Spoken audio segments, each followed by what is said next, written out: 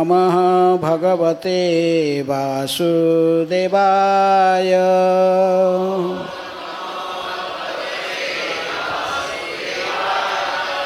ॐ नमः भगवते वासुदेवाय।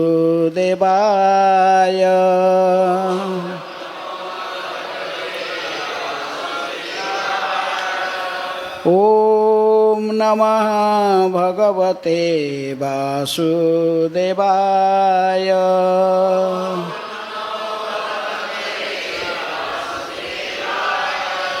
नारायणं नमस्कृत्य नरं चैव नरोत्तमं देवीं सरस्वतीं व्यासं ततो जयमुदीरये।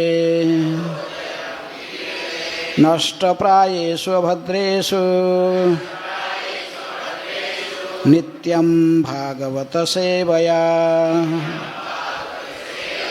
भगवते उत्तम श्लोके भक्तिर्भवति नैष्ठिकी।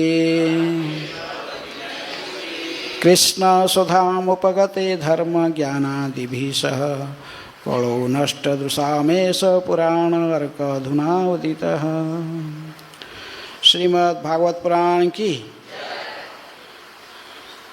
श्रीमद् भागवतम से पाठ सप्तम स्कंध अध्याय 12 पूर्ण समाज 4 आध्यात्मिक वर्ग अध्याय के नामकरण है। इस अध्याय के आज कितना नंबर 10 नंबर। इस अध्याय के आज 10 नंबर श्लोक। आज भागवत का कक्षा की बात थोड़ा सा भी बोलेंगे। अभिराम ठाकुर के आज तिरोभाव तिथि है, बात में थोड़ा सा 5-7 मिनट बोलेंगे। अच्छा, अध्याय अध्याय 12 श्लोक संख्या 10। 7वां स्कंद अध्याय 12 श्लोक संख्या 10। कल्पयित्वा आत्मना यावत् आभासम् इदं ईश्वरः द्वैतं तावत् न विरमेत् ततः हि अस्य विपर्ययः कल्पयित्वात्मना यावत् आभासं यमीश्वरः आभासम् इदमीश्वरः द्वैतं तावत् न विरमेत्।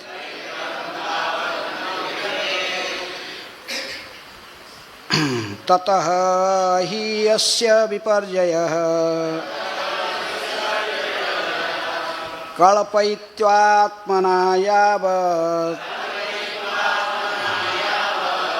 आभासम् इदमीश्वरः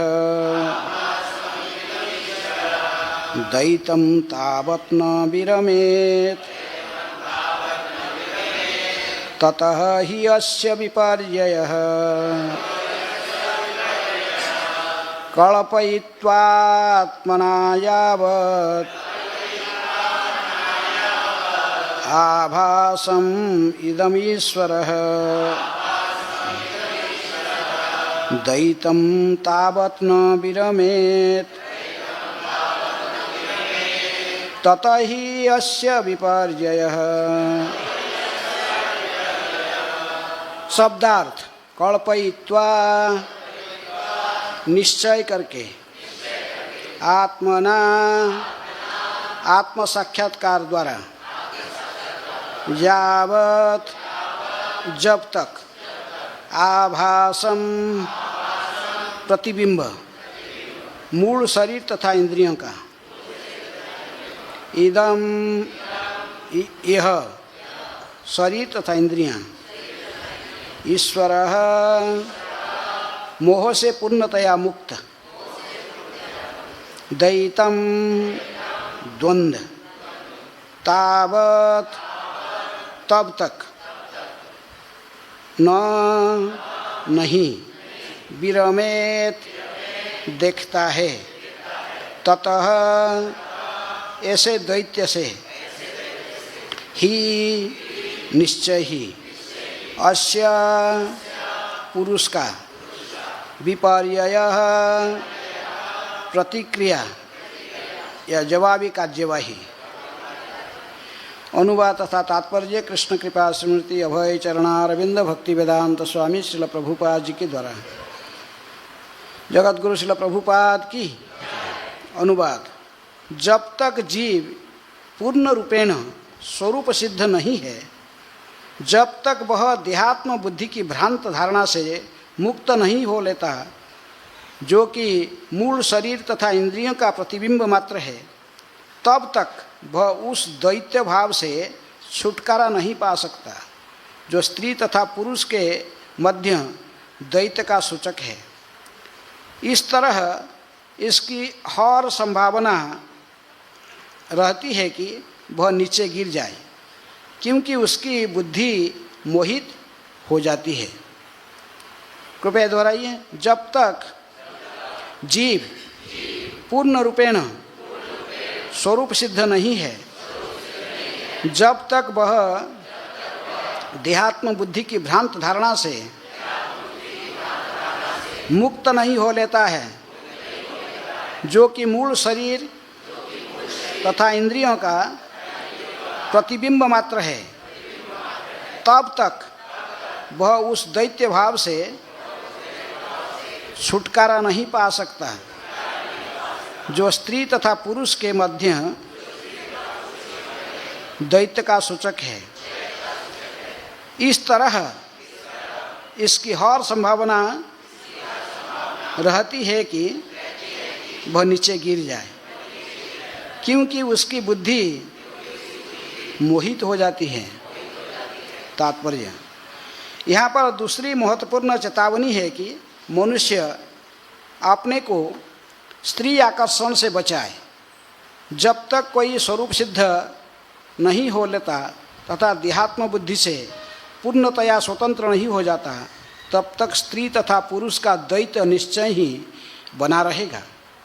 किंतु वस्तुतः स्वरूप सिद्ध होने पर यह अंतर जाता रहता है। विद्या विनय संपन्ने ब्राह्मणे गभीरस्थिनी सुनी चैव सोपाके च पंडिता समदर्शिनः। भगवद्गीता के 5वें अध्याय के 18 नंबर श्लोक। विनीत साधु पुरुष अपने असली ज्ञान के बल पर विद्वान तथा भद्र ब्राह्मण, गाय, हाथी, कुत्ता तथा चांडाल को समदृष्टि से देखता है। आध्यात्मिक स्तर पर विद्वान व्यक्ति न केवल स्त्री पुरुष के द्वैत का परित्याग कर देता है, अपितु पुरुष तथा पशु के द्वैत को भी त्याग देता है। आत्म साक्षात्कार की यही परीक्षा है। मनुष्य को इसकी भलीभांति अनुभूति होनी चाहिए कि जीव आत्मा है, किंतु वह विविध भौतिक शरीरों का स्वाद ले रहा है। सिद्धांत रूप में तो मनुष्य इसे समझता है, किंतु जब उसे व्यावहारिक अनुभूति होती है तो वह वास्तव में पंडित बन जाता है। उस समय तक द्वैत बना रहता है और स्त्री पुरुष की भी धारणा बनी रहती है। इस अवस्था में उसे स्त्रियों का साथ घुल मिल कर रहने में सतर्कता बरतनी होगी।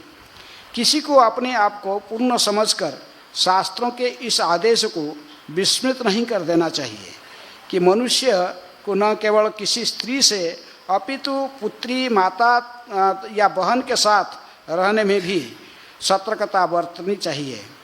इस प्रसंग में श्रील माधवाचार्य ने निम्नलिखित श्लोक उद्धृत किया है। बहुत्वैनैव वस्तूनां यथार्थ ज्ञानमुच्यते अद्वैत ज्ञानमित्येतद् द्वैत ज्ञानं तदन्यथा यथा ज्ञानं तथा वस्तुस्तथा मति नैव ज्ञानार्थयोर्भेद सत एकत्ववेदनम। विविधता में एकता वास्तविक ज्ञान है। अतएव कृत्रिम रूप से विविधता का परित्याग अद्वैतवाद के पूर्ण ज्ञान को प्रतिबिंबित नहीं करता। श्री चैतन्य महाप्रभु के अचिंत्य भेदाभेद दर्शन के अनुसार विविधताएं तो होती है, किंतु ये सब मिलकर एक इकाई का निर्माण करती है। ऐसा ज्ञान पूर्ण एकत्व का ज्ञान है। ओम अज्ञानातिमिरान्धस्य ज्ञानाञ्जनशलाकया चक्षुरुन्मीलितं येन तस्मै श्रीगुरुभे नमः। श्रीचैतन्यमनोभीष्टं स्थापितं जनभूतले स्वयं रूप कदा मह्यं ददाति स्वपदान्तिकं। वन्देऽहं श्रीगुरुः श्रीयुतपदकमलं श्रीगुरून् वैष्णवांश्च श्रीरूपं साग्रजातं सहगण रघुनाथानितं तं सजीवं साद्वैतं सावधूतं परिजनसहितं कृष्ण चैतन्यदेवं श्रीराधाकृष्णपदान् सहगण ललिता श्रीविशाखानितांश्च। नमो ॐ विष्णुपादाय कृष्णप्रेष्ठाय भूतले श्रीमते भक्तिवेदान्त स्वामिन् इति नामिने। नमस्ते सारस्वते देवे गौरवाणी प्रचारिणे निर्विशेषः शून्यवादी पाश्चात्यदेशतारिणे। नमो महावदान्याय कृष्णप्रेम प्रदायते कृष्णाय कृष्णचैतन्य नामिने गौरतिशै नमः। हे कृष्ण करुणा सिंधु दीनबंधु जगत्पते गोपेश गोपिकाकांत राधाकांत नमस्तुते। तप्त कांचन गौरांगी राधे वृंदावनेश्वरी वृषभानुसुते देवी प्रणमामि हरिप्रिये। वाञ्छाकल्पतरुभ्यश्च कृपा सिन्धुभ्येव च पतितानां पावनेभ्यो वैष्णवेभ्यो नमो नमः। श्रीकृष्ण चैतन्य प्रभु नित्यानंद श्री अद्वैत गदाधर शिवासादि गौरभक्तवृंद। हरे कृष्ण कृष्ण कृष्ण हरे हरे हरे राम राम राम हरे हरे। कल्पयित्वात्मना यावत् आभासम् इदमीश्वरः द्वैतं तावत् न विरमेत् हि अस्य विपर्यय। जब तक जीव पूर्ण रूपेण स्वरूप सिद्ध नहीं है, जब तक वह देहात्म बुद्धि की भ्रांत धारणा से मुक्त नहीं हो लेता, जो कि मूल शरीर तथा इंद्रियों का प्रतिबिंब मात्र है, तब तक वह उस दैत्य भाव से छुटकारा नहीं पा सकता जो स्त्री तथा पुरुष के मध्य द्वैत का सूचक है। इस तरह इसकी हर संभावना रहती है कि वह नीचे गिर जाए, क्योंकि उसकी बुद्धि मोहित हो जाती है। इस अध्याय में पूर्ण समाज 4 आध्यात्मिक वर्ग, इसका वर्णन नारद मुनि करते हैं। वक्ता नारद मुनि और श्रोता कौन है? युधिष्ठिर महाराज के प्रश्न के उत्तर देते हुए। तो काल आप लोग क्लास में बहुत डिटेल पिछले श्लोकों सभी श्लोकों का होलीनेस राधा रमन स्वामी महाराज से, राधा रमन गोस्वामी महाराज से आप सुने थे। डिटेल वो सब पूरे श्लोकों से पिछले भी श्लोकों को सब चर्चा करके गए हैं। तो ऐसे आज टाइम भी कम है, तो इसलिए मैं केवल पिछले श्लोक से ही, पिछले पहला श्लोक जो 9 नंबर श्लोक से प्रारंभ करके इसको संक्षेप में 10 नंबर श्लोक के बाद चर्चा के बाद फिर हम अभिनव ठाकुर के बारे में थोड़ा बहुत चर्चा करेंगे। तो पिछले श्लोक से हम आप सुने थे, नवम श्लोक काल, नानु अग्नि प्रमदा नाम घृत कुंभ समः पुमान सुतामपि रहो जयहाद अन्यदा तावत अर्थकृत। स्त्री अग्नि के तुल्य है और पुरुष कैसा है? घृत कुंभ जथा पुमान। तो दोनों का तुलना ऐसे ही की गई। विशेष रूप में जो प्राप्त वयस्क हो चुके हैं, जो पुरुष स्त्री, जो लोग यौन जीवन आरंभ करने के लिए उपयुक्त हो चुके हैं। कोई जैसे तो यहाँ स्त्रियों को उदाहरण दी गई अग्नि के साथ, और पुरुष को कैसे? घी का घड़ा, घी का कुंभ है, घृत कुंभ जथापुमान है।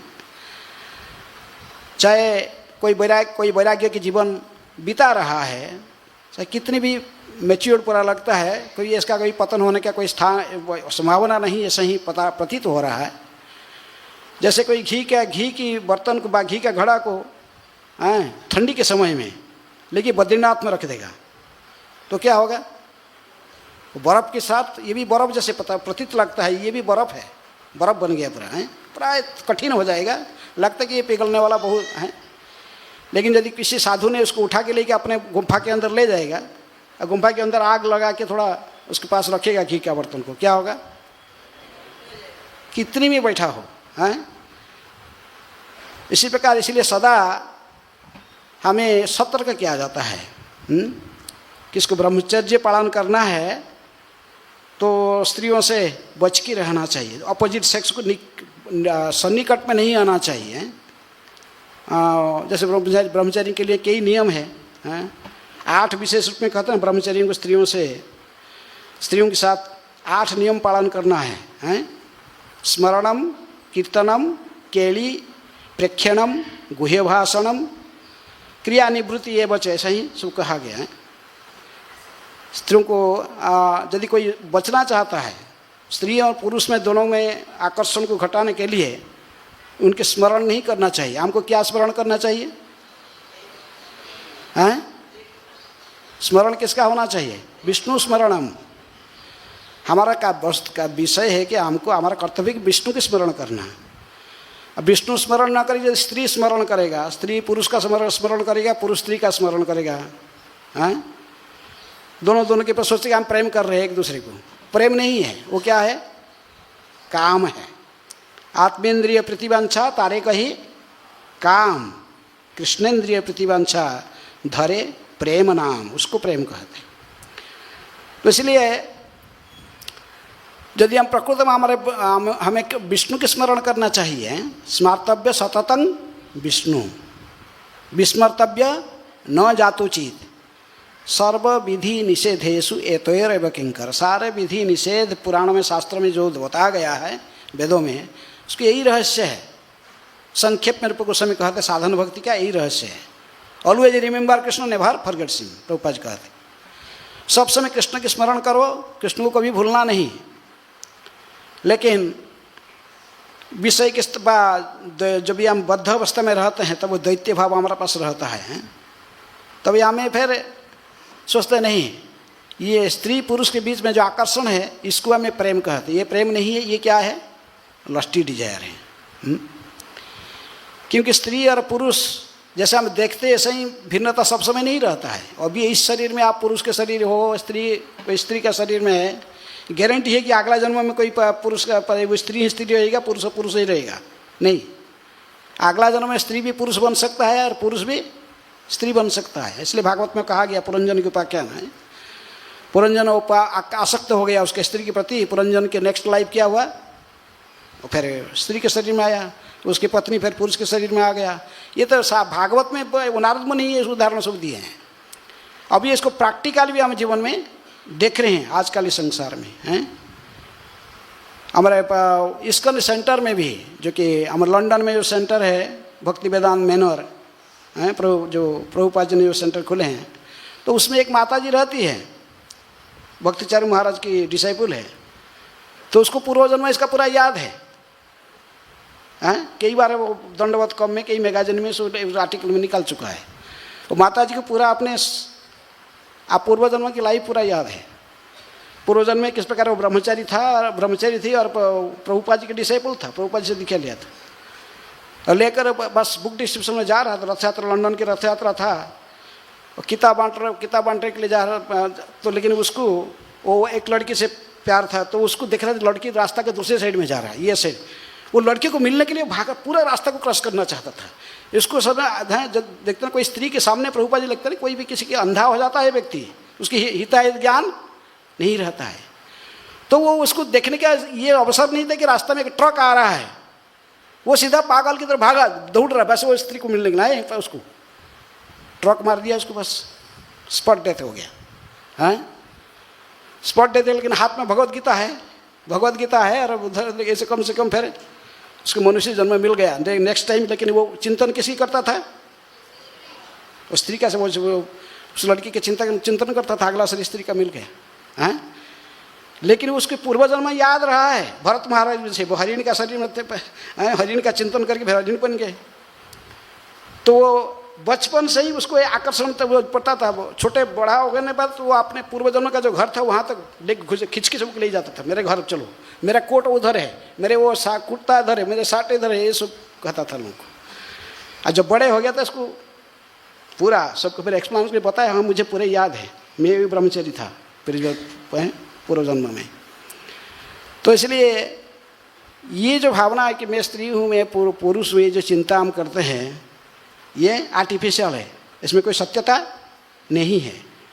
लेकिन फिर भी जब तक हम स्वरूप सिद्ध नहीं बने, ये सब कहते कि तब तक हमें नहीं सोचना चाहिए कि हम माया से मुक्त हो गए। हम तो पहचान लिए, इसलिए फ्रीली स्त्री पुरुष मिलना शुरू करेंगे, ये ठीक नहीं है। जब तक हम देहात्म बुद्धि में है, अभी तक सोचते कि मैं शरीर हूँ, मैं एक पुरुष हूँ, मैं एक स्त्री हूँ, ये भावना हमारे मन में बना हुआ है। हाँ, जब तक हमारे इंद्रियों के साथ हमारा चेतना जुड़ा हुआ है, इंद्रिय और मन के साथ, हैं, तब तक फिर हमें कभी भी ये धूर्तता नहीं करना चाहिए। हैं? तभी हम शास्त्र के निर्देशन के आधार पर, जैसे कहा गया कि स्मरण नहीं करना चाहिए स्त्री को पुरुष का, पुरुष को स्त्री का, इसी के ऊपर स्मरण नहीं है। स्मरणम कीर्तनम, उनके बारे में बातचीत नहीं करना चाहिए। वो लड़का कैसा है, बहुत अच्छे हैं, वो लड़का कैसा है, ये लड़की कैसे बहुत सुंदर है, वो देखो कितने सारे दिन भर माला जब बनाती है, कोई कीर्तन करती है, उसके सारे भक्ति में लगा हुआ है। ऐसा ही एक दूसरे की गुण कीर्तन भी करना आवश्यकता नहीं है। हमको किसका गुण कीर्तन करना चाहिए? भगवान की गुण कीर्तन करना चाहिए।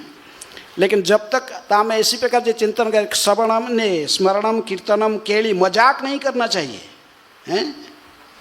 एक दूसरे के मजाक करते ना बस, से मजाक नहीं। अभी दोनों ब्रह्मचारी था, एक का शादी हो गया तो उसका जो शादी पत्नी हो गया तो एक सोचा कि मेरा भाभी हो गया, मिला तो भाभी कैसे है, ऐसे मजाक है ना, मजाक करना ये सब नहीं। स्मरणम कीर्तनम केली, प्रेक्षणम, काम लोलुप होकर देखना दूसरे को, गुह्य भाषणम, एकांत में बातचीत करना।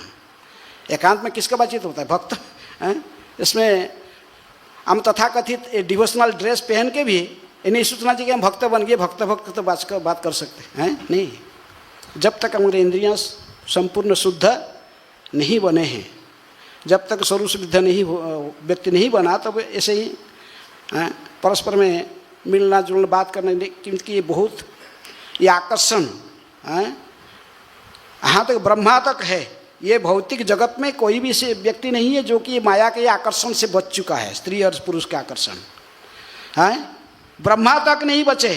ब्रह्मा जी भी पुत्री के पीछे आकर्षित होकर भागे, अपने खुद के सृष्टि करके अपने पुत्री के पीछे भागे।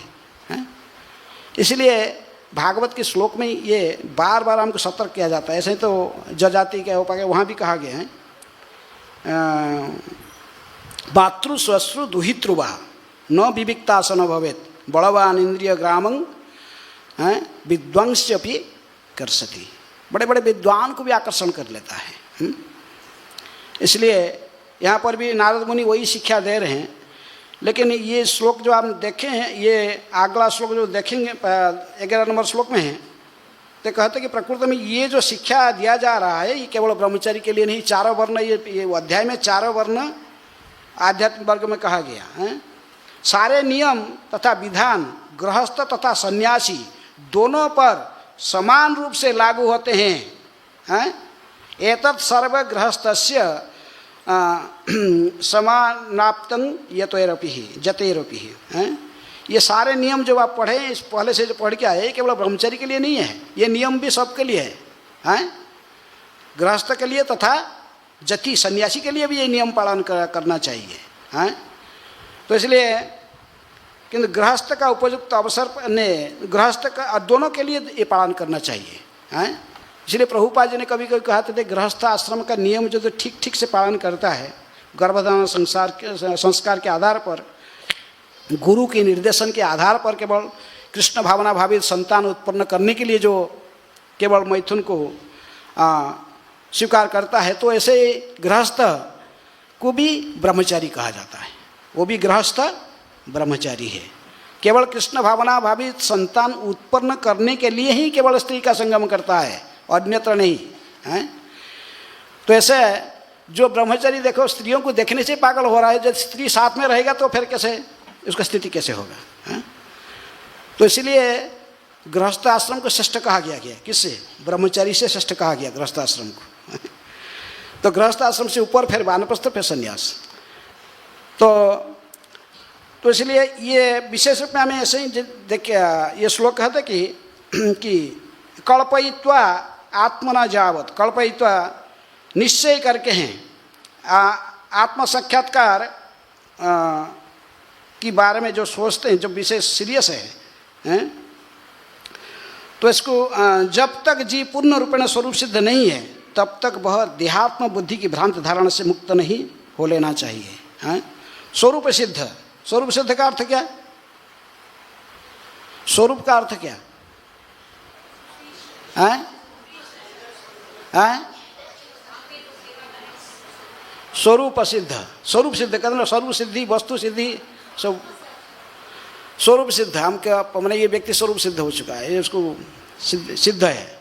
हम अब क्या है? वो साधक है, फिर साधक है, हम साधना कर रहे हैं, लेकिन सिद्ध हम स्वरूप, हमारा स्वरूप क्या है? साधारणतः तो चैतन्य महाप्रभु ने ब्रीफली कहा है। किसको? सनातन गोस्वामी।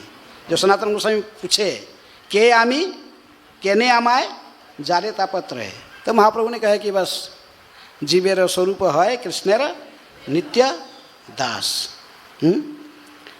कृष्ण का नित्य दास है, लेकिन आगे इतने में ही खाली माने थियोरेटिकली केवल इसको बोल देने से नहीं होता, इसको प्रैक्टिकली भी जीवन में उतार के दिखाना चाहिए हैं। ये ब्रोडली केवल कहा गया है, लेकिन आस्ते आस्ते फिर स्वरूप हमारा कृष्ण के तो नित्य दास है व दासी है जैसे हम सोचते हैं, लेकिन इसकी और कुछ भी आगे है कि भक्त फिर सोचता है कि यदि भगवान के दास है, लेकिन सभी लोग एक ही प्रकार की सेवा करने में आकर्षण नहीं होते कृष्ण के प्रति। कृष्ण सर्वाकर्षक है, सभी को आकर्षण तो करते हैं, लेकिन हर व्यक्ति की भावना चेतना अलग प्रकार की होता है। सभी एक जैसे सेवा नहीं करना चाहते। कोई लड्डू गोपाल लेकर घूमता है, इसको वात्सल्य है, वात्सल्य में सोचते कि बस मेरा लाला है, इनको लालन पालन करूँगा। और कोई बस लाठी ले घूमेगा तो मैंने वो सोचता है कि मैं कृष्ण का सखा हूँ, दा है। कोई प्रभु हनुमान जी की फॉलो करते हुए दास अपने को मानता है, बा कोई कांता बा कृष्ण की पत्नी बा इनकी प्रेमिका बनने के लिए हैं, शोकिया बा परकिया रस में उनके माधुर्य रस में जोड़ना चाहता है। सबकी भावना अलग अलग होता है। ये नित्य सिद्ध है, इसको आर्टिफिशियल नहीं किया जाता। नित्य सिद्ध कृष्ण प्रेम साध्य कबू न है, श्रवण आदि शुद्ध चित्ते करे उदय। यदि हमें शुद्ध भाव से श्रवण करेंगे, संतों के मुख से श्रीमद् भागवत के श्रवण करेंगे, आस्ते हैं भगवान की, फिर हमारे भाव मन में एक प्रकार की भाव उद्रेक हो जाता है भगवान की सेवा करने के लिए हैं। स्वतः उद्रेक होता है एक भाव से, शांत दास्य साख्य वात्सल्य बा माधुर्य, किसी एक रूप में भगवान की सेवा करने की भावना होती है। तो इसलिए व्यक्ति को समझना चाहता है कि मैं प्रकृति में कृष्ण के दास तो हूँ, लेकिन किस रस में मैं सेवा करना चाहता हूँ, भगवान के साथ मेरे कैसे संपर्क जुड़ा हुआ है, हैं? अलग अलग रस में प्रत्येक व्यक्ति जुड़ा हुआ भगवान के साथ। इसके साथ साथ फिर पार्टिकुलरली किस रस में और कौन सा व्यक्ति, पार्टिकुलर वो स्वरूप क्या है आध्यात्मिक जगत में, कृष्ण लीला में वो कौन है। जैसे कुछ सहजिया लोग होते हैं, वो क्या करते हैं, बस सीधे हमारे जैसे, हमारी बाजू में ही कोई आश्रम है, हमारे जैसे कोई व्यक्ति उन्नत होता, भक्ति में उन्नति करता, तो संन्यास आश्रम, वर्णाश्रम के आधार पर ब्रह्मचर्य, गृहस्थ, वानप्रस्थ संन्यास देते हैं, संन्यास दान। लेकिन कुछ लोग है सखी भेष पहना देते हैं, सखी भेकी हैं, उसको हो गए, मैंने पुरुष का शरीर में है लेकिन वो साड़ी पहनने पड़ता है, वो साड़ी अलंकार सब पहन के फिर वो घूमता है, सोचता कि मैं क्या बन गया, वो सखी बन गया हूँ। वो जो सखी, जिसका गुरु बोला तुम ये सखी है, बस वो सखी अपना बस, हैं। तो उसको यहाँ करें कि ऐसा भी करना भी ठीक नहीं है। जब तक तुम प्रकृति में स्वरूप सिद्ध नहीं बने हो, तुम्हारा आसक्ति अभी तक के स्थूल शरीर के प्रति लगा हुआ है, तुम चेतना इस शरीर में है, हैं?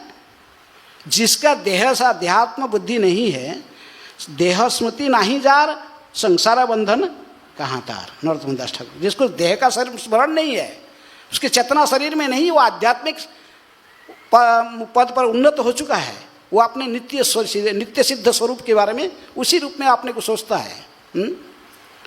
एक चैतन्य महाप्रभु के एक पार्षद था प्रद्युम्न मिश्र, उन्होंने चैतन्य महाप्रभु के पास गया पुरी में, कहा कि महाप्रभु मुझे थोड़ा कृष्ण कथा श्रवण कराइए, कुछ बोलिए कृष्ण के बारे में, सुनना चाहता हूँ।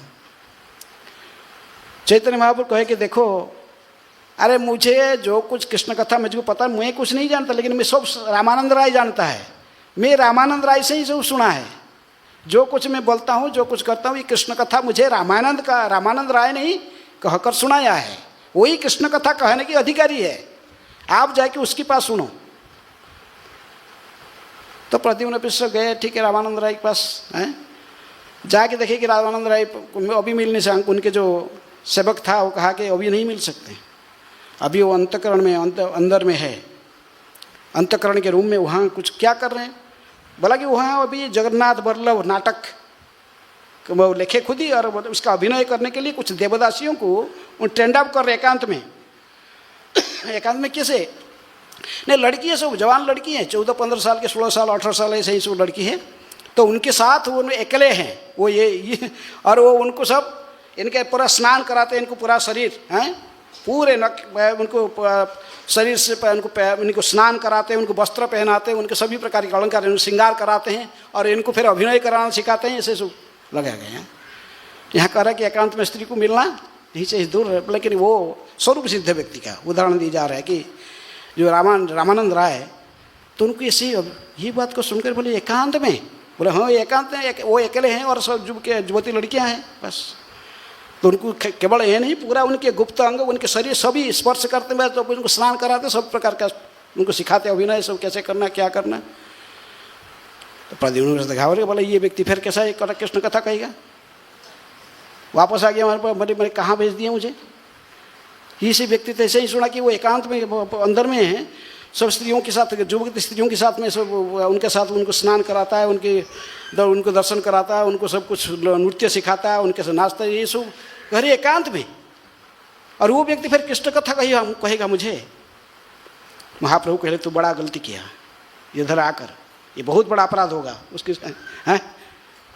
अरे रामानंद राय, मैं सन्यासी हूँ, मेरा मन कोई पितुल के, कोई काष्ठ का पितुल के साड़ी अलंकार के साथ मैं देखकर उसमें मेरा मन में आकर्षण हो सकता है, विचलित हो सकता है, लेकिन ये पृथ्वी में, संसार में एक व्यक्ति है रामानंद राय, वो इस सबसे परे है, उसकी आकर्षण कभी भी भौतिक चीज़ों में नहीं हो सकता है। जाओ वापस जाके फिर उसी से ही सुनो कृष्ण कथा, वही कृष्ण कथा के अधिकारी है। क्योंकि रामानंद राय का चेतना इस शरीर के साथ नहीं था, वो नहीं सोचते थे कि मैं एक पुरुष का शरीर में हूँ, रामानंद राय ऐसे नहीं, वो अपने नित्य स्वरूप में चिंतन में जानते थे कि वो कौन है, वो सखी है, राधा रानी की नित्य सखी है, ललिता या वैसे विषय का कोई कहते रामानंद राय को ललिता, और कोई कहते स्वरूप दामोदर को ललिता, रामानंद को विशाखा, ऐसे दोनों में थोड़ा मतांतर होता है, लेकिन फिर भी ऐसी नित्य सखी रूप में अपने उसी नित्य चेतना में रहते हैं, इनको शरीर के साथ कुछ लेना देना नहीं है, हैं? तो इसलिए फिर प्रद्युम्न मिश्र जाए कि उनसे पास गए, फिर उन्होंने आकर फिर कथा सुनाई, उन्हीं से कथा सुना। तो कभी कभी ऐसे स्वरूप सिद्ध व्यक्ति उस स्तर में जो रहता है, जिसको शरीर का कोई स्मरण नहीं है, वो अपने नित्य स्वरूप को ही जान चुका है। मैं आध्यात्मिक जगत में मेरी रचना कैसे है, मेरा शरीर कैसा है, स्वरूप कैसा है, मेरा सेवा क्या है, उसको जो पता है, तो फिर वो पतन नहीं होता है, हैं? इसलिए कोई साधक को जब जाता है मध्यम अधिकारी तक, उसके पतन होने का संभावना रहता है। उत्तम अधिकारी स्तर पर उत्तम वैष्णव होने से स्थावर जंगम देखे न देखे तार मूर्ति, सर्वत्र है तार इष्ट देव स्फूर्ति। कि स्थावर जंगम कहीं भी कुछ देखता है, उसको ओसो नहीं देखता है, उसको केवल कृष्ण ही, उसके इष्ट देव को ही स्मरण करता है। ऐसे स्थिति में जो देता है तो बाह्य रूप को नहीं देखता, ये स्त्री है, पुरुष है, ये सब कुछ नहीं है। संपूर्ण रूप में जो ये सांसारिक चेतना से मुक्त हो चुका है, आध्यात्मिक चेतना के साथ जो विचरण करता है, ऐसे व्यक्ति के पास ऐसा ही नियम का ने लागू नहीं होता जैसे दैत्य भाव। लेकिन आम उसी स्तर में कोई नहीं है, सभी लोग कोई रामानंद स्तर राय के तरफ स्तर में है। तो इसलिए जब तक हम देहात शरीर में रहते हैं, वर्ण आश्रम में है, वर्ण आश्रम, तो हमको फिर हमारे वर्ण आश्रम की जैसे 4 आश्रम के जो नियम है, इसको कड़ाई से पालन करते रहना चाहिए, नहीं तो पतन होने का संभावना है। विपर्जय ही अस्य विपर्जय है प्रतिक्रिया बा प्रभुपाद जी लगती, इसकी पतन हो सकता है जब तक हम इमिटेट करेंगे किसमें। तो हम खुद कितने पानी में कौन है वो जानता है ना। जिस प्रकार कोई व्यक्ति कितने खाता है, खाने के बाद उसका पेट भरता कि नहीं, उसको ही पता होता ना मैं पेट भरा कि नहीं। वो दूसरे को पूछेगा मेरा पेट भर गया कि नहीं, वो दूसरा क्या बोलेगा, वही जानता है। तो उसी प्रकार कोई आध्यात्मिक स्तर पर उन्नति कितनी किया है, उसकी चेतना अभी कहाँ पर है, अभी वो दैत्य भाव से मुक्त होगा कि नहीं, हुआ कि नहीं, ये मेरा शरीर स्त्री का, इसका शरीर पुरुष का, उसका ये स्त्री पुरुष का भेद से मुक्त हुआ कि नहीं, चेतना इसका कहाँ है अभी। हाँ, एक स्त्री को एकांत में देखने से उसके मन में काम विकार आता कि नहीं है, वो कितना कहाँ पर है। यदि कोई परमहंस होता तो उसके मन में कोई काम विकार जागृत नहीं होता वो है। लेकिन कोई साधारण स्तर पर हम कितने भी कोई बाहर से कोई ड्रेस पहन ले, सन्यास के ड्रेस पहन ले, ब्रह्मचर्य पहनने, अंतःकरण की जो भावना वो फिर भी यदि कलुषित होना संभावना रहता है, यदि हम प्रकृति में उस स्थिति में नहीं है। इसलिए प्रभुपाद जी भी हमको सतर्क कराते कि इससे जानते हुए हमें सब समय नियम को कड़ाई से पालन करते रहना चाहिए। यहाँ तक कि चैतन्य महाप्रभु स्वयं भगवान होते हुए भी इन्होंने संन्यास आश्रम में थे तो नियम को पालन करते थे, कभी किसी स्त्री से मजाक नहीं किए। चैतन्य महाप्रभु हैं स्त्रियों से दूर रहते थे, 20 हाथ दूर से महाप्रभु को प्रणाम करते थे स्त्रियाँ, बातचीत करना तो अलग बात है। और उन नियम को अपनी आचरी प्रभु जीवेरे सिखाए, स्वयं भगवान है लेकिन आचरण करके जीवों को सिखाए, आचरण करके सिखाते कैसे। यदि आश्रम को स्वीकार किया तो वो आश्रम का नियम को पालन करना जरूरी है, जो जिस आश्रम में रहता है। नहीं तो केवल शरीर में न शरीर संसार में उत्पात मचाएंगे यदि हम ठीक से आचरण नहीं करेंगे। कृत्रिम रूप में कोई व्यक्ति अपने को ऐसे स्वरूप सिद्ध नहीं सोचना चाहिए, अरे अरे क्या है ऐसे स्वरूप। शास्त्र की कोई बड़ा बड़ा उदाहरण देकर सोच गया वो देखो वो सब ऐसे ही रहते थे हैं। लेकिन उनकी स्थिति कुछ था अलग और हमारा स्थिति कुछ अलग है। चैतन्य महाप्रभु एक बार भाग रहे थे, सही जा रहे थे समुद्र के, हठात कोई देवदासी ने वो गीत गोविंद गाने लगा है। धीर समीरे जमुना तीरे बसती बने बनमाली गाने लगा। वो महाप्रभु तो देखे गीत गोविंद का पद गा रहा है, इतनी मोहित हो गए, भागे सीधा कौन गा रहा है, उसको व्यक्ति को आलिंगन करने के लिए भाग रहे थे। लेकिन गोविंद पीछे पीछे भाग रहा, बोला आए महाप्रभु सर्वनाश हो जाएगा, वो देवनाश गा रही है, एक स्त्री है, देवदासी है, आप ऐसे भाव में जाएगी। महाप्रभु आज यदि देवदासी को आलिंगन कर ले क्या होगा। तो जोर से भाग रहा था, भाग के चिल्ला बार के महाप्रभु को रुका। उन्होंने कहा कि किसका भाग रहे हो, कहाँ आलिंगन करने भाग रहे हो। हाँ वो एक स्त्री है, महाप्रभु तो बाह्य ज्ञान आ गया, तभी बाह्य ज्ञान, अच्छा अच्छा तू आज मेरे जान बचाया गोविंद, तुम जैसे उपकार किया इसका मैं कभी सोच नहीं सकता हूँ, इसका ऋण कैसे चुकाऊंगा। हैं आज यदि मैं जाकर फिर वो देवदासी को आलिंगन कर लेता, आज तो मेरा स्थिति बस आज ही जाएगी, फिर मैं समुद्र में ये शरीर त्याग देता है। तो इसलिए आचरण करके भी स्वयं भगवान ने भी सिखाया हमको। हमें सब समय कृत्रिम रूप में आपको एडवांस नहीं सोचना चाहिए, बा कोई सोच के ऐसा है, लेकिन जब तक हमें शरीर में है, हमको हमारे आश्रम वर्ण आश्रम के आधार पर हमको जो नियम पालन करने के लिए कहा गया है उसमें कभी चूकना नहीं चाहिए। हैं कोई गृहस्थ है तो भी गृहस्थ को भी ये नियम, इसलिए नारद मुनि आगे श्लोक में, अगला काल के श्लोक कहते कि ये जो नियम मैं बताया पिछले श्लोक में कहा, ये केवल ही नहीं सोचना चाहिए कि ब्रह्मचर्यों के लिए है, ये सारे नियम गृहस्थों के लिए भी लागू होता है। गृहस्थ आश्रम में रहकर भी व्यक्ति को मातृवत परदारेषु, अपने पत्नी के अलावा दूसरे को भी मातृ ज्ञान रखना चाहिए, मातृवत परदारेषु है, उसको भी सतर्क रहना चाहिए, वो भी मिलजुल खोल कर नहीं होना चाहिए दूसरों के साथ, नहीं तो फिर अवैध स्त्री संग वो भी माना जाएगा। तो इसी प्रकार प्रभुपाद जी सतर्क करते हैं, और ये प्रभुपाद जी विशेष में कोट करते हैं कि यदि कोई स्वरूप सिद्ध होने पर, जो स्वरूप सिद्ध हो जाता था वो स्त्री पुरुष का अंतर को क्या, यहाँ तक कि पशु लेवल के जो है, भगवद गीता 5:14 को कोट करते हैं, 5वां अध्याय का 18 नंबर श्लोक कोट करते हैं, विद्या विनय संपन्ने ब्राह्मणे गविहस्तिनी सुनी चैव स्वपाके च पंडिता समदर्शिन है। गाय जो इनके स्वरूप से विनीत साधु पुरुष अपने को असली ज्ञान के बल पर विद्वान तथा भद्र ब्राह्मण गाय हाथी कुत्ता तथा चांडाल को समदृष्टि में देख। प्रभुपाद जी कहते कि यहाँ तो जो स्वरूप सिद्ध व्यक्ति वो केवल स्त्री पुरुष का भेद क्या, इनको भी समान देखता है, एक मनुष्य को तथा एक पशु को भी समान स्तर पर देखता है, क्योंकि ये सर्वत्र देखता है। किसको देखता है?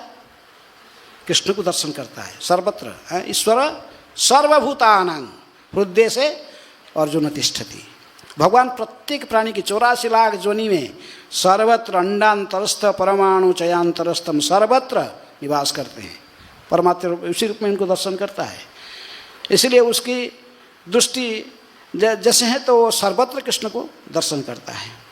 तो समझ, तो उसको पूरा अनुभव है, ये जीव जो संसार में जितनी भी है सभी कृष्ण के दास है, मैं भी दास हूँ, वो भी सभी दास है। इसलिए उत्तम अधिकारी वैष्णव सभी को आदर करता है, वो किसी को छोटा किसी को बड़ा ऐसे नहीं दिखता है। यहाँ तक कि वो डकैत और जो कोई साधु है उसमें भी भेद नहीं दिख पाता, सोचता है सभी भगवान की इच्छा से सभी ना कुछ कार्य में लगे हुए हैं, सेवा में। केवल मैं ऐसा ही अधम व्यक्ति हूँ, मैं कोई भी सेवा नहीं कर पा रहा हूँ, किसके? कृष्ण के। तो इसी प्रकार लेकिन हमें प्रभुपाद जी इसको ये द्वैतवाद और अद्वैतवाद को समझाने आगे थोड़ा माधवाचार्य से कोट करके फिर कहते कि विविधता समय एकता वास्तविक ज्ञान है। जैसे हम जानते कि जो मायावादी कहते हैं, मायावादी क्या कहते हैं? सब एक है, सब समान है, हैं? सब समान है, कुछ ठीक नहीं, लेकिन फिर भी सब समान है।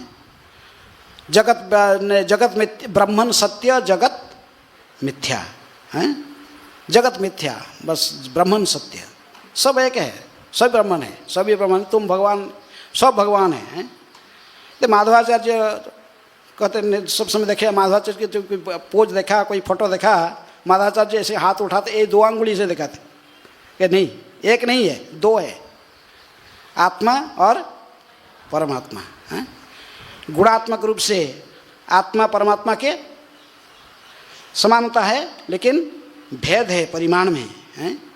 दोनों भेद पर उसको अचिंत्य भेदाभेद तत्व को समझाते हैं। तो प्रभुपाद जी कहते चैतन्य महाप्रभु ने भी हमको यही तत्व को समझाया, तो उन्होंने विशेष रूप में माधवाचार्य से यही सीखे हैं। चैतन्य महाप्रभु ने मायावाद को कैसे डिफीट करना है, मायावाद सिद्धांत को कैसे खंडन करना है, वो माधवाचार्य सीखना चाहिए हैं। अब भगवान जो एक व्यक्ति है इसको भी माधवाचार्य ने दिया, क्योंकि उडुपी में कृष्ण विग्रह को स्थापना करके उनकी अर्चना भी सिखाया। इसलिए विग्रह की अर्चना और मायावाद को डिफीट करना, ये दोनों सिद्धांत तो उन्होंने माधवाचार्य से लिए हैं चैतन्य महाप्रभु। तो उसी की इसीलिए प्रभुपाद कहते कि कृत्रिम रूप से विविधता को परित्याग अद्वैतवाद के पूर्ण ज्ञान को प्रतिबिंबित नहीं करता है। तो इसलिए हम कृत्रिम रूप में सही नहीं, सब एक, सब हमसे एक, ऐसे हम नहीं, सब एक है? लेकिन फिर भी मायावादी सिद्धांत में इतनी होने पर भी ये तो स्त्रियों से बहुत दूर रहते हैं। मायावादी सिद्धांत में मायावादी जो सन्यासी होते हैं जब कहते तो जगत मिथ्या है, ब्राह्मण सत्य, लेकिन फिर भी वो प्रैक्टिकल जब देखा जाए वो फिर कहते ऐसा ही, लेकिन फिर भी जीवन में इसको व्यवहारिक रूप में तो नहीं, ऐसे ही नहीं करते हैं, बहुत कठोर नियम पालन करते हैं। तो इसलिए ऐसा नहीं सोचना चाहिए कि सब एक है। अरे क्या है माँ, यहाँ क्या सब ये फनाटिक वाले हैं, ये कहते हैं ये माँ बहन माने स्त्री, इसमें भी कोई ना इतना मिलजुल नहीं करना चाहिए, ये सब क्या है? लेकिन हमारा आचार्य लोग ने बहुत कठिन स्वयं आचरण करके सिखाए। भक्ति सिद्धांत सरस्वती ठाकुर, प्रभुपाद जी गुरु महाराज, प्रभुपाद जी कहते हैं मैं था आगरा में, एक अबियल कापुर भक्ति सिद्धांत ठाकुर के शिष्य थे, प्रोफेसर है, कई किताब भी लिखे। तो उन्होंने अपने पत्नी के साथ मिलने के लिए गए थे, प्रभुपाद जी भी उस इंसिडेंट में थे। तो यंग है, तो उनकी पत्नी 20 साल के 20 से हो गया, वो उस समय 27-28 साल के थे। तो गए थे तो उनकी जो पत्नी थी, दोनों ही से दीक्षित है, भक्ति सिद्धांत सरस्वती ठाकुर दोनों को शिष्य रूप में स्वीकार किए थे। उनके पत्नी ने कहा, अबियल ठाकुर की पत्नी ने कहा कि गुरु महाराज मैं थोड़ा एकांत में आपसे बात करना चाहता हूँ।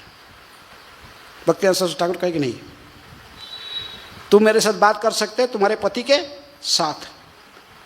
एक सन्यासी को एकांत में किसी भी स्त्री से मिलना नहीं चाहिए, चाहे उनके शिष्या क्यों। तो प्रभुपाद जी कहते हैं कि उस समय कहा जाए तो उनके ग्रैंड डॉटर जैसे थी, उनके अबियल कापुर की जो पत्नी था। लेकिन भक्ति सरस्वती ठाकुर मना कर दिया, नहीं तो मिल सकते हो मुझे, लेकिन तुम्हारे पति के साथ, दोनों साथ हैं। तो इसलिए ये नियम को तभी तक हम पालन करना चाहिए कड़ाई से।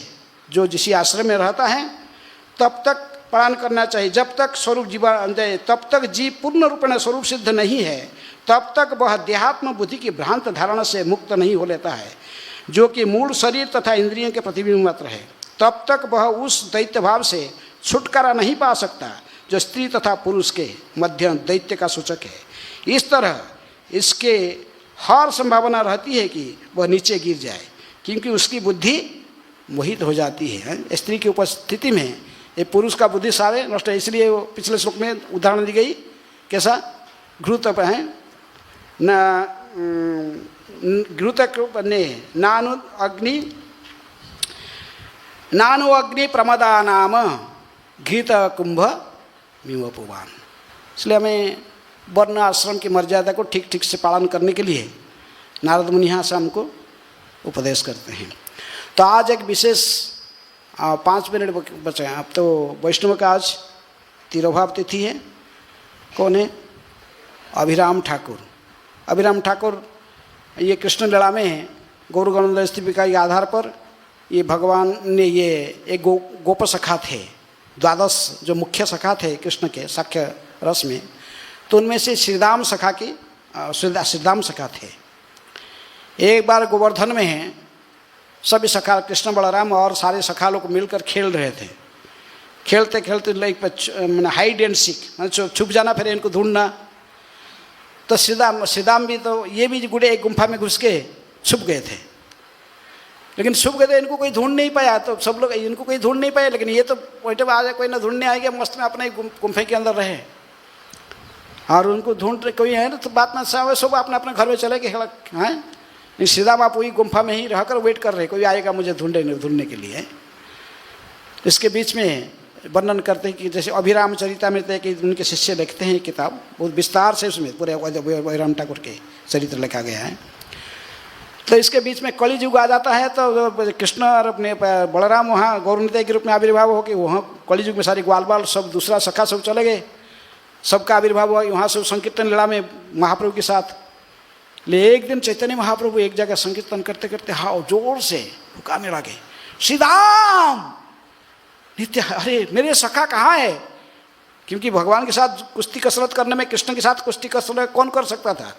ये श्रीदाम ही केवल। कभी कभी श्रीदाम हरा देता है किसको? कृष्ण हार जाते श्रीदाम से। राधा रानी के बड़े भाई के अभिनय करते थे। राधा रानी बड़े भाई है थे श्रीदाम, श्रीदाम बड़े भाई और राधा रानी की छोटे बहन अनंग मंजरी थी। तो नित्यानंद कहे कि नित्यानंद मूर्छित हो गए पर महाप्रभु, चेतना है तो फिर बोले कि नित्यानंद इधर सुनो, श्रीदाम कहाँ है? श्रीदाम नित्यानंद फिर बोले जाओ वो गोवर्धन में छुपा हुआ है, जाओ उसको लेके आओ। श्रीदाम जब नहीं आएगा हमारा संकीर्तन लीला कहाँ से पूरा हो जाएगा? हैं, श्रीदाम को लेके आओ। तो इसलिए नित्यानंद प्रभु वहाँ से आए। आकर उन्हें पता था ठीक एग्जैक्ट स्पॉट में चला गया, गुम्फा जहाँ छुपा था श्रीदाम। श्रीदाम जाके बाहर से वहाँ जोर से पुकारे, श्रीदाम श्रीदाम। नित्यानंद जब पुकारे, श्रीदाम निकल, बोले कौन मुझे पुकार रहा? वो भी ढूंढने के लिए, इतना दिन की बात आया कौन ढूंढने के लिए? अभी तक जोर से चला, पर श्रीदाम बाहर आ गया। श्रीदाम तभी द्वापर युग का थे। हाँ, कितने फुट? 10 फुट कम से कम द्वापर युग के लोग होते थे। तो इतने ऊंचे थे, ये तो कॉलेज में 6 फीट या 7 फीट, ये छोटे थे। बोले तुम कौन है? मेरे नाम लेके पुकारते, कौन है? बोले मैं तेरी बड़ाई है, मैं तुम्हारी बड़ाई, मैं बलराम हूँ। बोले तू बड़ाई छोटा है, हैं? तो बड़ाई नहीं। बोले हाँ अभी अरे तुम हम सब खेल रहे थे, हम तो चले गए वहाँ, ये कली युग शुरू हो गया। उधर तेरे कन्हैया अभी उधर गौरांग के रूप में बैठकर लीला कर रहा, मैं वही बड़ाई हूँ, अभी नित्यानंद के रूप में हूँ। हम सब संकीर्तन लीला में सब नाच रहे गा रहे उधर, लेकिन महाप्रभु तुझे न देख कर हैं तेरे विच्छेद में मुझे भेजे तुझे लेके जाने के लिए। बोले तू बड़ाई है, मैं कैसे मान लूँगा? ठीक है चलो, एक गोवर्धन की परिक्रमा करते हैं। गोवर्धन के साथ में मैं जा रहा हूँ, गोवर्धन परिक्रमा में दौड़ रहा हूँ, मैं भाग रहा हूँ, दौड़ते हुए जाऊँ। तुम मुझे यदि पकड़ लेगा तो मानूंगा कि तुम बड़ाई है। वही श्रीदाम भागे जोर से, एक कहते 4 राउंड घूम लिए गोवर्धन को, 4 राउंड घूम के देखे तो बोले, पीछे को देखे तो एकदम पीछे उनके पीठ में ही हाथ लगा दिए। कौन बोल रहा? नित्यानंद। बोले कि अच्छा अभी मान लिया हैं, हाँ तुम बड़ा ही है, हैं?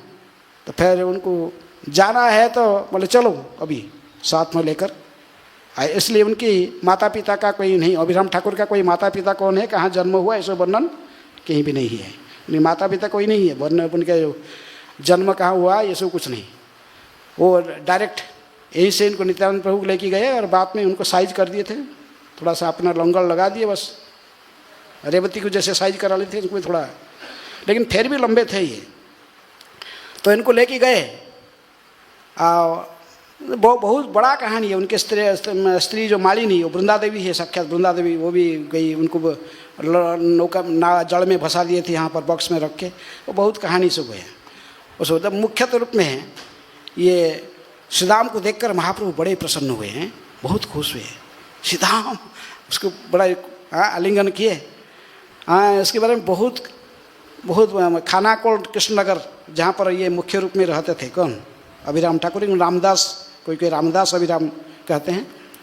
तो ये अभिराम ठाकुर इतनी शक्तिशाली थे, इनके इतनी, यदि कोई पत्थर को प्रणाम करते थे, सालग्राम शिला मंदिर में, सालग्राम शिला ओरिजिनल नहीं होगा, उसे प्रणाम करते ही वो टुकड़े टुकड़े हो जाता था, चूर चूर हो जाएगा। तो यदि किसी शिव विग्रह को प्रणाम करेंगे, शिव विग्रह यदि सही ढंग से प्राण प्रतिष्ठा नहीं किया हुए, ऐसे ही खाली मूर्ति है, मंत्र उच्चारण सही से नहीं हुआ, प्राण प्रतिष्ठा नहीं है उसमें, तो प्रणाम करते ही वो आप पूरे विग्रह तोड़ के चूर चूर हो जाता था। किसी व्यक्ति को जाके प्रणाम करते थे, यदि वो कृष्ण भक्त, शुद्ध कृष्ण भक्त नहीं है, तो उसका भी मृत्यु हो जाता था। कहते कि अभिराम ठाकुर ऐसा ही करके नित्यानंद प्रभु कई लड़कों को समाप्त करने, नित्यानंद प्रभु का जो वसुधा के संयोग से कई पुत्र जन्म हुए, पहला पुत्र ही जन्म होते ही पहुँचे नित्यानंद प्रभु, तो बड़ा खुशी कि उनको घर में बोले आइए नहीं अभिराम आइए, आशीर्वाद दीजिए मेरे पुत्र को, है मेरे एक लड़का जन्म हुआ है वसुधा से। गए अंदर में, लड़का देखे, बोले कि अच्छा ये अरे नित्यानंद की औरत से जन्म हुआ है, नित्यानंद की पुत्र है, प्रणाम किए। प्रणाम करते ही वो बच्चा वहीं समाप्त हो गया, क्वां गए बस रह गए। ऐसे करके उनको 3 बार गए, 3 पैसे प्रणाम करके उनके 3 बच्चे को समाप्त कर दिए। चौथे बार कोई जगह में कहते कि वो 11 बच्चे को मार दिए थे 12 मिनट वीरभद्र टाइप, लेकिन कोई जगह में काल देख रहा था वो 3 के बाद चौथा लड़का जो आगे। नित्यानंद प्रभु फेस्टिवल तो मनाया अपने लड़का का, उसी फेस्टिवल में इनको इन्वाइट नहीं किए, इनको बुलाना नहीं। और उनके ना पहले वो साइड से आ रहे थे शांतिपुर, अभी हम गए थे शांतिपुर से कलना है, अब जो गए थे कुछ दिन पहले, शांतिपुर से आके फिर उन गंगा पार करके कलना में पहुंच जाते। कलना में शांतिपुर से, हाँ, क्योंकि ये कलना ये साइड में पहुंचते हैं। हाँ, नहीं वो तो रहता था खड़दह में, नित्यानंद प्रभु के जो श्रीपाठ था वो खड़दह में था। खड़दह पानीहाटी के पास खड़दह आता है, जो भी है। नदी पार करने के लिए जो गंगा को पार करके आना पड़ता था साइड से, सभी लोग आ गए थे, अद्वैत आचार्य से लेकर सारे वैष्णवादि, केवल इनको इन्वाइट नहीं किया गया था। लेकिन ये बक्रेश्वर पंडित वो आ रहे थे उस फेस्टिवल में, तो उन्होंने कहा कि अरे उनको साथ में लेके जाऊंगा। किसको? अभिराम ठाकुर को जाऊंगा। अभिराम ठाकुर को पता भी नहीं था। बक्रेश्वर पंडित आ गए, बोले अभिराम पता है ना क्या, तुम क्या बैठे, तुमको तो जाना नहीं है? नित्यानंद के घर में इतना बड़ा फेस्टिवल हो रहा, उनके लड़का जन्म हुआ। बोले अरे मेरे से कोई निमंत्रण नहीं किया। अरे निमंत्रण क्या करेगा? बोला चलो। बोला है मैं भी ग्वाला हूँ ना, मेरे को थोड़ी अभिमान करना है, मुझे बुलाया नहीं बुलाया, चलना है चलो। निकल गए। बोले हम ग्वाला जाती है किसको अभिमान नहीं करते हैं, निमंत्रण के लिए थोड़ी वेट करना, चलो। निकल गए। अब पहले से तो पूरे घाट में तो उनको बोले कि तुम जाओ, आप पहले जाओ, मैं बाद में आता हूँ। अभिराम भी तुरंत नहीं उन सामने हैं, बस साथ में नहीं आए। बक्रेश्वर पंडित आ गए, ये बात में आए थोड़ा आके नाव घाट में पूछे कि नहीं पूछे, पहुँच गए। बोले कि तुम्हारा नाम क्या है, पूछे वो लोग, क्योंकि नित्यानंद प्रभु पहले सब नाव वाला को बोल चुके हैं कि ये व्यक्ति को पार नहीं करना। किसको? अभिराम ठाकुर को पार नहीं करना। तो पूछे क्या नाम है? मेरा नाम अभिराम है, अभिराम ठाकुर। बोले हाँ अच्छा, आपका नाम है? किसी भी हालत से नहीं, आपको नहीं पार करेंगे हम। नित्यानंद हमको हमेशा हमारा प्राण से भी अधिक प्रिय है नित्यानंद, हम तुमको नहीं पार करेंगे। नित्यानंद प्रभु ने हमको मना किया है, अभिराम ठाकुर को पार नहीं करना, कभी भी नदी नाव पार नहीं, गंगा पार नहीं करना। तो बोले अच्छा ऐसा। तो सब अपने अपने कहा थे कि सब अपने अपने नाव को डुबा दिए पानी में, सब जितने भी नाविक थे सब डुबा दिए, नाव को डुबा दिए। बोले नहीं हम आपको नहीं पार करेंगे। अभिराम ठाकुर हंसने लगे। हंस के जो गमछा था उनके ऐसे उतर डालते थे, पकड़ी रहे थे, वो खोल के ऐसा ही बिछा दी पर गंगा के ऊपर। वो एक नौका जैसे बन गया। ये देखते पड़े, ये तो बड़ा मैजिशियन है। अच्छा बैठ गए उसमें बैठ के सब चले गया दूसरे साइड।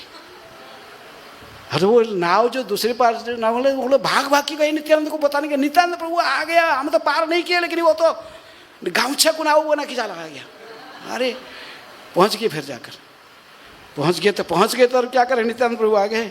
हाँ आइए, पुत्र को देखा है, पुत्र दर्शन करना मुझे हैं। जाके जैसे पहले दूसरे बच्चों को प्रणाम करते थे, इनको भी जाकर प्रणाम किए हैं। नित्यानंद प्रणाम किए। प्रणाम करते बच्चा खिल के हंस रहा है, बस खिल के हंस रहे।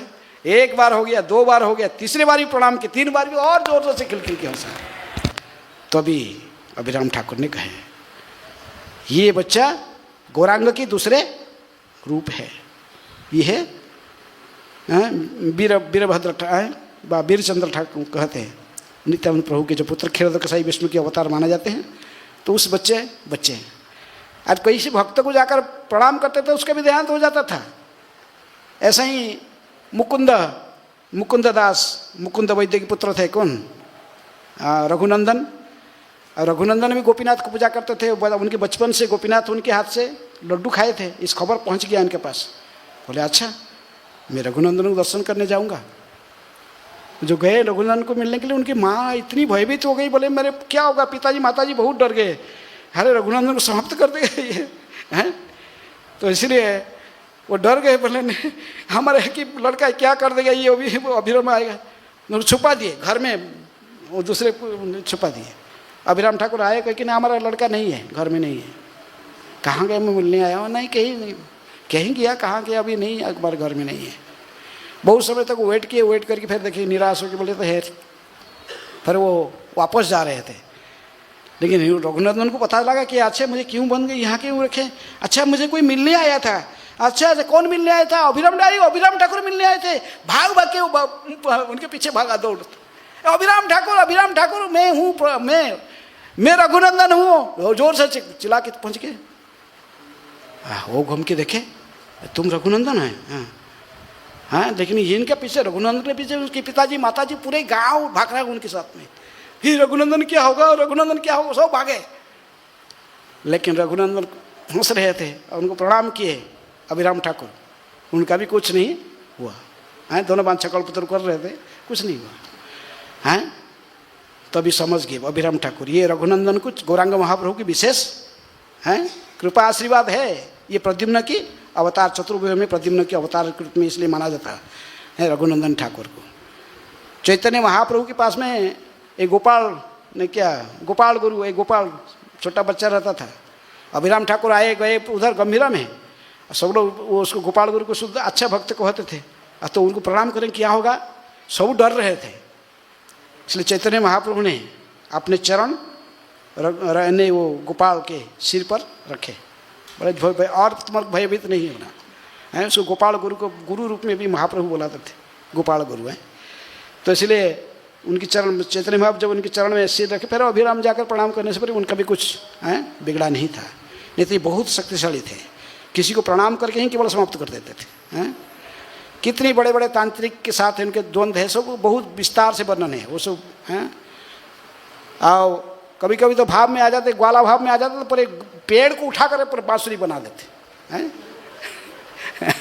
पूरे पेड़ को उठा कर ऐसे मोटा बांसुरी की तरफ धारण करके खड़ा हो जाते आवेश में हैं। तो उनकी चरित्र तो बहुत विशाल चरित्र है। खानाकुल कृष्णनगर प्रभुपाद जी ने जो देखोगे, ये आदि लीला के गौरांग गौर भक्त जो महाप्रभु के पार्षद जो वर्णन है उसमें इसका है। तात्पर्य प्रभुपाद लिखते हैं वो खानाकुल कृष्णनगर कैसे पहुँचोगे, डिटेल कौन सा स्टेशन में जाना, कहाँ उतारना, कहाँ से वहाँ से भर के कहाँ पकड़ना, डिटेल कहेगी कैसे पहुँचना, वो भी वर्णन करते हैं। इसलिए गौरांगेर संगी गणे नित्य सिद्ध करी माने से जाए ब्रजेंद्र सुत पास। इसलिए गौरांग महाप्रभु के जो पार्षद हैं, जैसे श्रीदाम सखा की अवतार जो अभिराम ठाकुर के तिरुभाव तिथि है, और उनकी विशेष कृपा आशीर्वाद, उनका भी ये विग्रह स्थापना किए थे, गोपीनाथ विग्रह, वही खानाकुल कृष्णनगर में उनको प्राप्त हुए थे जमीन के नीचे। तो इसलिए रघुनंदन को उन्होंने कहे कि रघुनंदन तुम भी गोपीनाथ के सेवक हो और मैं भी गोपीनाथ के सेवक हूँ, दोनों चलो डांस करेंगे, कीर्तन करेंगे। गोपीनाथ नहीं, दोनों रघुनंदन और ये अभिराम ठाकुर जोर से नृत्य कर रहे थे गौरांग के नाम लेते हुए। तो नृत्य करते करते ये अभिराम ठाकुर के पैर का घुंघरू छिड़क कर चला गया, 12 माइल दूर पर जाई गिरा। वहाँ पर नूपुर कुंड बना गया। चलो बहुत कहानियाँ हैं ना अभिराम ठाकुर, तो संक्षेप में मैं थोड़ा बहुत आपको बोला, क्योंकि ऑलरेडी 10-15 मिनट बोल चुका हूँ, 9-10 हो चुका, 9 बजने के लिए 5 मिनट था। तो प्रश्न उत्तर करने के लिए कोई समय नहीं है।